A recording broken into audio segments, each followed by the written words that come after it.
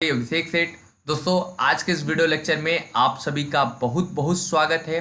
आज हम लोग भारतीय संविधान का एक बहुत ही महत्वपूर्ण टॉपिक डिस्कस करेंगे, जो कि आने वाली सभी टॉपिकों से कोरिलेट करता है। यानी कह सकते हैं कि पूरे टॉपिक जो अब आएंगे टॉपिक, उनका एक निचोड़ जो टॉपिक है वो इस वीडियो लेक्चर में हम लोग डिस्कस करेंगे और देखेंगे इसमें कि कार्यपालिका क्या होती है यानी एग्जीक्यूटिव क्या होता है, विधायिका यानी लेजिस्लेटिव क्या होता है, न्यायपालिका यानी जुडिशरी क्या होता है और ये किस प्रकार से कार्य करता है और इसके कौन कौन से मेंबर होते हैं। सारे टॉपिक को इस वीडियो लेक्चर में हम लोग डिस्कस करेंगे। तो बात करते हैं। तो राज्य में सरकार के 3 अंग होते हैं। जैसे राज्य का मतलब यहाँ पे केंद्र स्तर भी हो जाता है और आपके जो है राज्य स्तर भी हो सकता है। तो इसमें जो है किसी भी सरकार यानी किसी भी गवर्नमेंट के 3 अंग होते हैं, यानी इन्हीं तीनों अंगों के माध्यम से वो जो अपनी शासन व्यवस्था को चलाते हैं। इसमें कौन कौन से होते हैं? तो पहला आपका लिखा है कार्यपालिका यानी एग्जीक्यूटिव, दूसरा है विधायिका यानी लेजिस्लेटिव और तीसरा है न्यायपालिका यानी जुडिशरी है। इन्हीं तीनों के माध्यम से जो है कोई भी सरकार जो है अपने जो है शासन व्यवस्था को चलाती है। आगे बढ़ते हैं। तो अब देखिए इस लाइन में क्या लिखा है। सरकार इन्हीं तीनों के माध्यम से शासन, कानून व्यवस्था एवं जनता की भलाई करते हुए लोकतंत्र कायम रखते हैं। देखिए, शासन का काम जो है वो कार्यपालिका देखती है।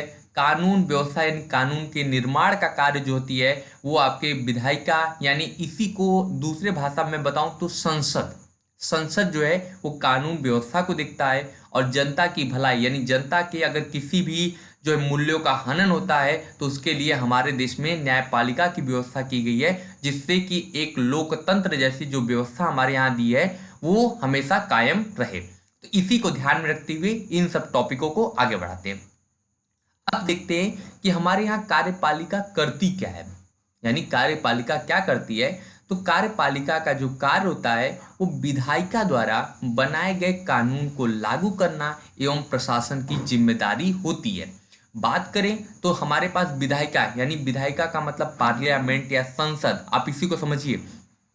तो हमारे यहाँ जो संसद में कानून बनाए जाते हैं उनको लागू करने की जिम्मेदारी किसकी होती है? तो कार्यपालिका की होती है। फॉर एग्जाम्पल, जैसे विधायिका के द्वारा एक कानून पास किया गया कि हमारे यहाँ जो लड़कियां हैं उनकी शादी जो है 18 वर्ष के पहले आप नहीं कर सकते हैं, ये कानूनी अपराध है। और लड़कों की 21 साल के पहले तक नहीं कर सकते हैं, ये कानूनी अपराध है। तो अब क्या होता है कि मान लीजिए इन्होंने कानून तो बना दिया, लेकिन अब इस कानून की देखरेख कौन करेगा, यानी इस कानून को सुचारू रूप से चलाएगा कौन? तो इसके लिए हमारे यहाँ कार्यपालिका है। कार्यपालिका क्या करती है? इन्हीं कानून को सुचारू रूप से चलाने के लिए लगातार प्रयासरत होती है। जैसे मान लीजिए किसी जगह पे हो क्या रहा है कि वहां पे कार्यपालिका है, जरूर कार्यपालिका का मतलब पुलिस प्रशासन डीएम सारे जो है आपके कार्यपालिका के अंतर्गत आएंगे। तो ये लोग क्या होते हैं कि ये लोग देखते क्या है कि आपको अगर मान लीजिए यहाँ पे कानून बना दिया गया इस तरीके का विधायिका में, तो ये विधायिका के कानून को उस जगह पर, उस क्षेत्र में, उस समुदाय में फॉलो कराने का काम किसका होता है? तो कार्यपालिका का होता है। तो एक लाइन में आप समझिए, कार्यपालिका का कार्य विधायिका द्वारा जो बनाए गए कानून को लागू करना एवं प्रशासन की जिम्मेदारी किसकी होती है? तो कार्यपालिका की होती है। आगे बढ़ते हैं। विधायिका क्या होती है? विधायिका का मतलब पार्लियामेंट या संसद, आप समझ सकते हैं, उसके बाद ही इसको दिमाग में रखिएगा। तो विधायिका का जो कार्य होता है वो शासन के नियम तय करना तथा जनता के हित में कानून का निर्माण करना। अब जैसे क्या है, जैसे इन्होंने एक कानून जो बनाया था, कानून इन्होंने बनाया कि आपके लड़कियों की जो शादी है वो 18 वर्ष के पहले नहीं होनी चाहिए और लड़कों की शादी 21 वर्ष के पहले नहीं होनी चाहिए। ये एक प्रकार का कानून अपराध है। तो ये क्या है? ये अभी शासन के नियम को इन्होंने तय किया कि शासन किस प्रकार के किस नियम को फॉलो करेगा। अगर मान लीजिए कहीं पे ऐसा हो रहा है कि 18 वर्ष से पहले किसी लड़की की शादी की जा रही है, तो यहाँ पे शासन हस्तक्षेप करेगा और उस कार्य को रोकेगा। यानी शासन का एक नियम तय कर दिया गया। लेकिन अगर लड़की की उम्र 18 वर्ष ढक गई है तो उसके लिए कोई भी वो क्या करेगा? रूल नहीं लगाएगा, वहां पर किसी प्रकार का उसका रोक टोक नहीं होगा। और साथ ही हम लोगों को पता है कि अगर शादी छोटे उम्र में की जाती है तो बहुत सारे खतरे होते हैं, बहुत सारे जो होते हैं वो कह सकते हैं यानी नुकसान होते हैं, उन सब को ध्यान में रखते हुए जनता के हित के भलाई के लिए इस कानून का निर्माण कराया गया है। तो एक एग्जाम्पल के तहत मैंने आपको समझा दिया कि ये जनता के हित में भी है कि लड़कियों की शादी 18 वर्ष के उम्र के बाद ही करनी चाहिए और लड़कों की 21 वर्ष के उम्र के बाद करनी चाहिए। तो ये क्या है, जनता के हित में है, एक कार्य है। तो इसको कानून का रूप किसने दिया है? तो हमारे यहाँ विधायिका के द्वारा दी जाती है, यानी संसद के द्वारा दी जाती है। आगे बढ़ते हैं।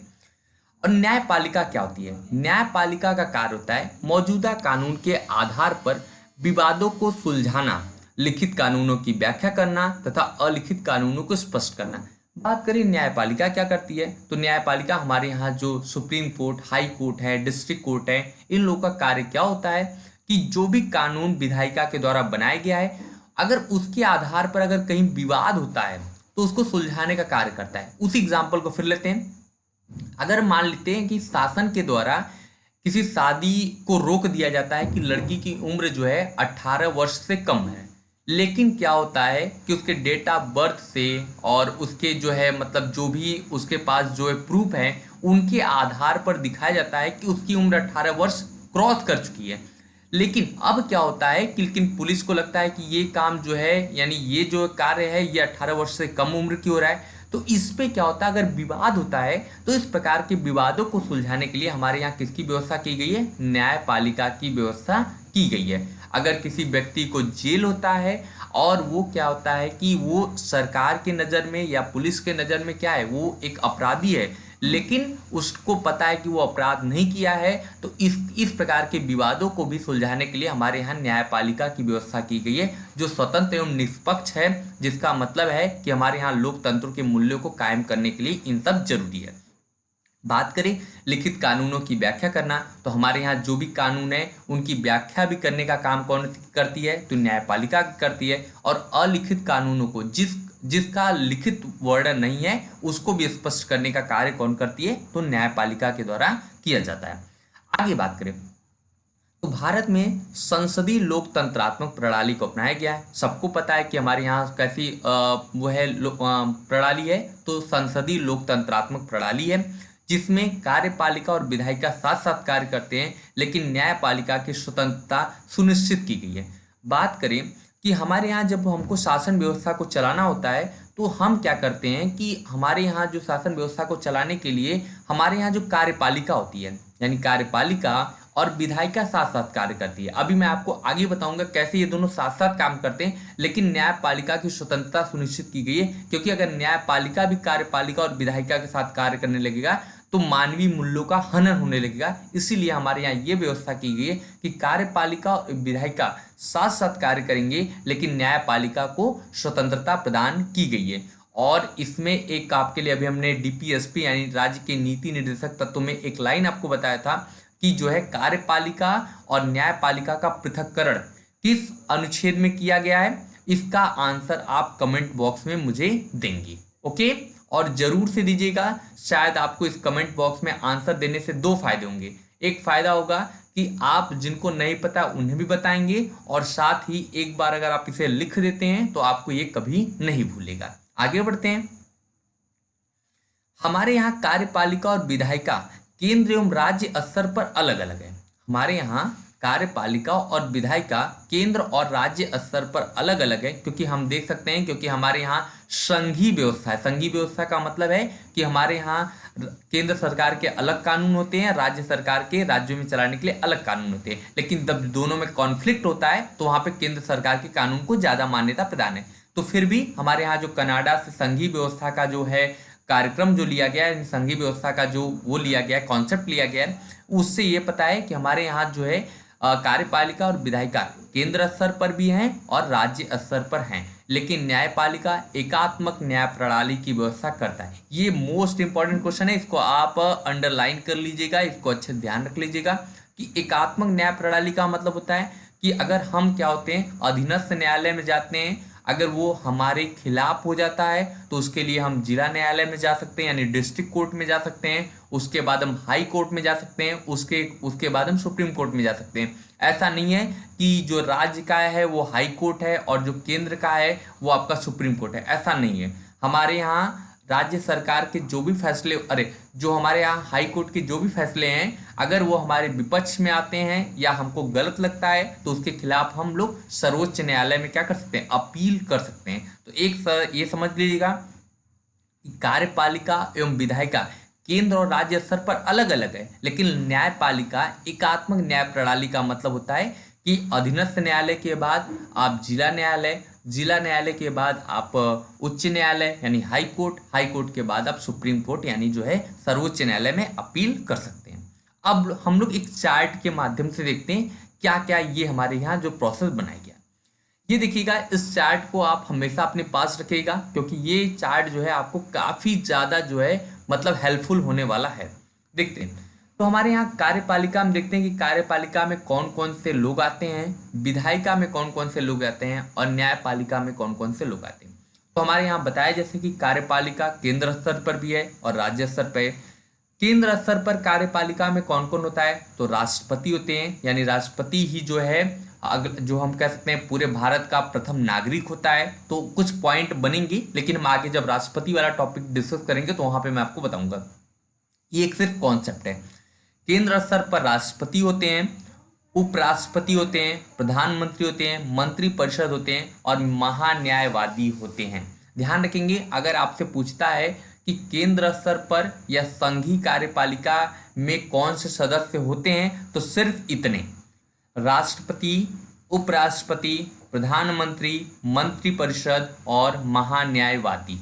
राष्ट्रपति यानी जो भारत का क्या है सबसे पहला नागरिक है। उपराष्ट्रपति जानते हैं कि जो राष्ट्रपति के न रहने पर जो राष्ट्रपति का कार्य करता है उपराष्ट्रपति।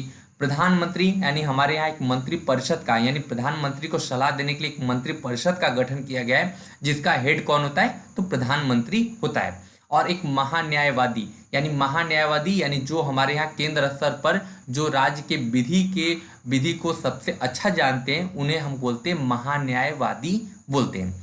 अब राज्य स्तर की बात करें तो राज्य स्तर पर जैसे यहाँ पे केंद्र स्तर पर राष्ट्रपति होते हैं, यहाँ पे राज्य स्तर पर राज्यपाल होते हैं और यहाँ पर उपराज्यपाल का कोई भी जिक्र नहीं किया गया राज्य स्तर पर। लेकिन उपराज्यपाल कहाँ होते हैं, तो आपके केंद्र शासित प्रदेश में उपराज्यपाल भी होते हैं। ठीक है, ध्यान रखेंगे। प्रधानमंत्री यानी मुख्यमंत्री की जगह कदम है। मंत्रिपरिषद, इसमें भी मंत्रिपरिषद है और इसमें महान्यायवादी होते हैं और इसमें महाधिवक्ता होते हैं, अटॉर्नी जनरल। ठीक है, ध्यान रखेंगे। ये आपकी कार्यपालिका हो गई। विधायिका भी इसी तरीके से केंद्र स्तर पर भी है, राज्य स्तर पर भी है। केंद्र स्तर पर जो विधायिका है उसमें भी दो है उसके रूप है, एक है राज्यसभा और एक है लोकसभा। राज्यसभा का मतलब इसको उच्च सदन बोलते हैं और लोकसभा को निम्न सदन बोलते हैं। तो इनके बारे में डिस्कशन हम लोग आगे करेंगे। लेकिन केंद्र स्तर पर जो है विधायिका को दो भाग में बांटा गया है, एक है राज्यसभा और दूसरा है लोकसभा। इसी तरीके से राज्य स्तर पर भी है, दो भाग में इसको बांटा गया है, एक का नाम है विधानसभा और एक का नाम है विधान परिषद। ध्यान रखेंगे, विधानसभा और विधान परिषद। तो ये क्या है, हमारा एक समझ लीजिए संसद यानी पार्लियामेंट है। केंद्र स्तर पर आप जानते हैं राज्यसभा लोकसभा होती है, उसी तरीके से राज्य स्तर पर क्या होती है, विधानसभा और विधान परिषद होती है। ठीक, आगे बात करें न्यायपालिका की बात करें तो न्यायपालिका में हमारी क्या होती है, सबसे नीचे आता है उसको अधीनस्थ न्यायालय कहते हैं, उसके ऊपर जिला न्यायालय, उसके ऊपर उच्च न्यायालय और सबसे ऊपर सर्वोच्च न्यायालय होता है। यानी अधीनस्थ न्यायालय के फैसले के खिलाफ आप जिला न्यायालय में जा सकते हैं, जिला न्यायालय के खिलाफ आप उच्च न्यायालय में जा सकते हैं और उच्च न्यायालय के बाद आप सर्वोच्च न्यायालय में जा सकते हैं। और सर्वोच्च न्यायालय का जो फैसला होता है उसके खिलाफ आप अपील कहीं और नहीं कर सकते, इन तीनों में। ओके, तो इस तरीके से आज का जो हमारा वीडियो लेक्चर है ये आपके लिए काफ़ी इफेक्टिव है, काफ़ी इम्पॉर्टेंट है। इस वीडियो की पीडीएफ जो है मैं आपको टेलीग्राम ग्रुप पर प्रोवाइड करा देता हूं, तो जिसे आप टेलीग्राम ग्रुप ज्वाइन करके उस पीडीएफ को डाउनलोड भी कर सकते हैं। और साथ ही वीडियो अच्छा लगा हो तो उसे लाइक, शेयर और सब्सक्राइब जरूर करिए।